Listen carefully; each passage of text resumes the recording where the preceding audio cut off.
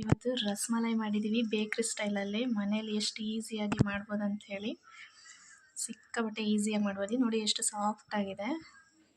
ಎಲ್ರಿಗೂ ಸಿಕ್ಕಾಪಟ್ಟೆ ಇಷ್ಟ ಆಗುತ್ತೆ. ಒಂದ್ಸಲ ಟ್ರೈ ಮಾಡಿ, ವಿಡಿಯೋ ಫುಲ್ ವಾಚ್ ಮಾಡಿ, ಹಾಗೆ ಸಬ್ಸ್ಕ್ರೈಬ್ ಆಗೋದನ್ನು ಮರಿಬೇಡಿ. Welcome back to my all in one ಅಡ್ಡ ಯೂಟ್ಯೂಬ್ ಚಾನಲ್ಗೆ. ನಾವು ಇವತ್ತೇನು ಮಾಡ್ತಿದ್ದೀವಿ ಅಂದರೆ ಮಾಡ್ತಾ ಇದ್ದೀವಿ ಸರ್, ಮಿಲ್ಕ್ ಪೌಡರಿಂದ ರಸಮಲೈ ಮಾಡ್ತಾ ಇದ್ದೀವಿ. ಮೊದಲನೇದಾಗಿ ಒಂದು ಸ್ಪೂನ್ ಅಷ್ಟು ತುಪ್ಪ ಕಾಯ್ತಾ ಇದೆ. ಓಕೆ, ಇವಾಗ ತುಪ್ಪ ಕಾದಿದೆ. ಅದಕ್ಕೆ ನಾವು ಒಂದು ಬೌಲಷ್ಟು ಮಿಲ್ಕ್ ಪೌಡರ್ ಹಾಕೊತಾ ಇದ್ದೀವಿ.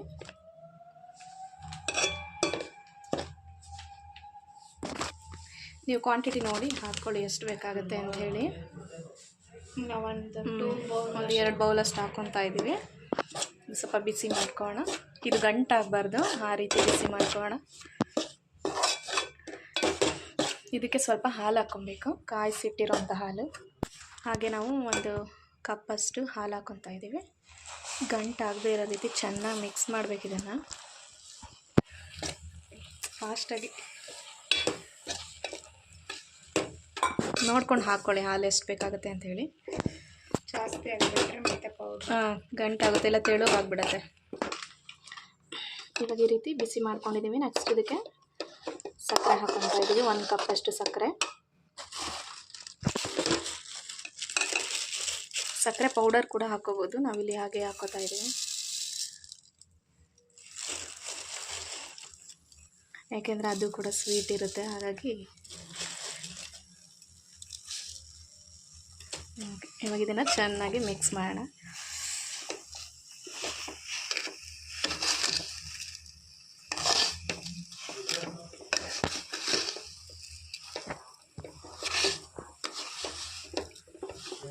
ಹಾಗೆ ನೋಡಿ ಸಕ್ಕರೆ ಎಲ್ಲ ಕರಗೋ ತನಕ ಈ ಥರ ಬಿಸಿನಲ್ಲೇ ಮಿಕ್ಸ್ ಮಾಡ್ತಾ ಇರಿ. ಸಕ್ಕರೆ ದೊಡ್ಡದು ಬೇಡ ಅಂದರೆ ಸಕ್ಕರೆನ ಪುಡಿ ಮಾಡ್ಕೊಂಡ್ಬಿಟ್ಟು ಹಾಕಿ, ಅವಾಗ ಇನ್ನೂ ಈಸಿ ಆಗುತ್ತೆ, ಸ್ವಲ್ಪ ಫಾಸ್ಟಾಗಿ ಆಗುತ್ತೆ.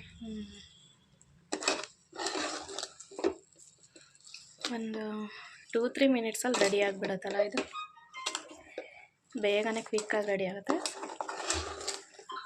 ಹಾಗೆ ಸಕ್ಕ ಟೇಸ್ಟ್ ಕೂಡ ಇರುತ್ತೆ. ನೋಡಿ ಎಷ್ಟು ಚೆನ್ನಾಗಿ, ಸೇಮ್ ಕೋವಾ ಥರ ಬೇಕ್ರಿ ಸ್ಟೈಲಲ್ಲೇ ಇದೆ. ಚೆನ್ನಾಗಿರುತ್ತೆ. ಉಂಡೆ ಮಾಡಿ ಒಂದು ಬೌಲಿಗೆ ಹಾಕ್ಕೊಳ್ಳೋಣ. ಓಕೆ, ಇವಾಗ ಇದು ರೆಡಿ ಆಗಿದೆ. ಇವಾಗ ಗ್ಯಾಸ್ ಆಫ್ ಮಾಡೋಣ. ನೆಕ್ಸ್ಟ್ ಒಂದು ಬೌಲ್ ತೊಗೊಂಡು ಆ ಬೌಲಿಗೆ 1 ಗ್ಲಾಸಷ್ಟು ಹಾಲು ಹಾಕ್ಕೊತಾ ಇದ್ದೀವಿ. 1 ಕಪ್ಪಷ್ಟು ಹಾಲು.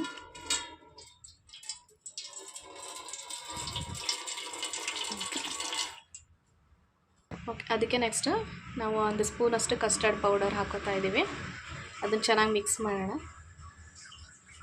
ಹಾಗೆ 1-2 ಸ್ಪೂನಷ್ಟು ಬಾದಾಮ್ ಪೌಡರ್, 1-2 ಸ್ಪೂನಷ್ಟು ಬಾದಾಮ್ ಪೌಡರ್ ಹಾಕ್ಕೊತಾ ಇದ್ದೀವಿ.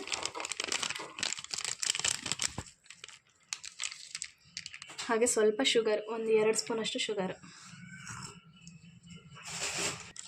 2 ಸ್ಪೂನಷ್ಟು ಶುಗರ್.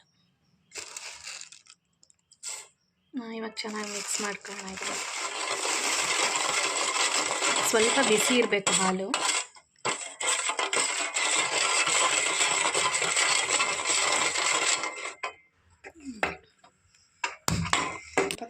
ಫಸ್ಟು ತುಪ್ಪ ಹಚ್ಕೊಳ್ಳೋಣ ಸ್ವಲ್ಪ.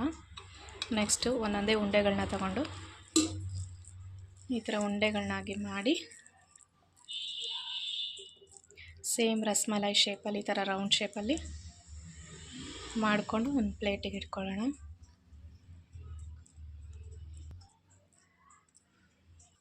ಹಾಗೆ ನೋಡಿ ಎಷ್ಟು ಚೆನ್ನಾಗಿ ಕಾಣಿಸ್ತಾ ಇದೆ. ಸೇಮ್ ಬೇಕ್ರಿ ಸ್ಟೈಲಲ್ಲೇ ಕಾಣಿಸ್ತಾ ಇದೆ ಅಲ್ಲ.